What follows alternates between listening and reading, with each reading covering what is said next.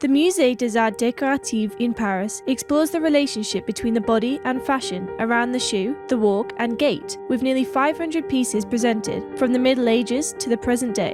An unusual interpretation of this item of clothing, sometimes insignificant and sometimes extraordinary, explained by Dennis Brunner.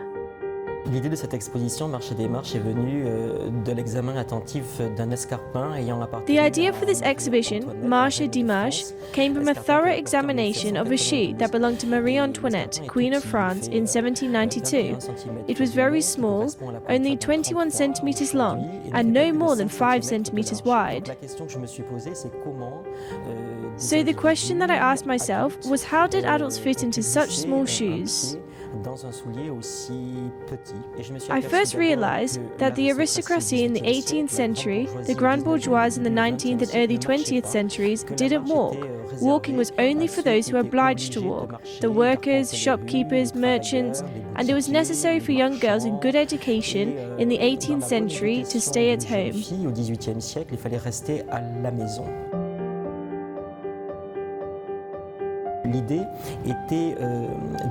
The idea was to convey the walk and gait across different cultures in the world. We look at Western Europe from the 14th century to the present day, but we also included China, Japan, India, Africa, and North America to understand how we walked and what was the gait depending on each culture and social rank. Et ce, à travers la plupart des cultures du monde.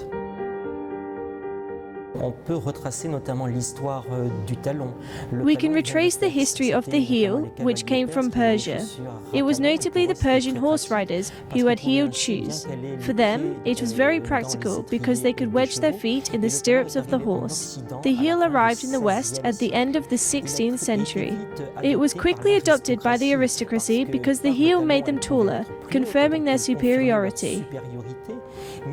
But it also always caused an unstable walk, so only those who didn't work could afford to have an unstable gait.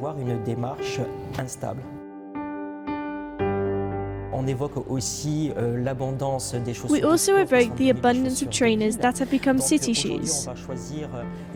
Today we will choose a shoe based on comfort and elegance, but we have very strong links to the past. For example, in French society, it was a good thing to have thin feet.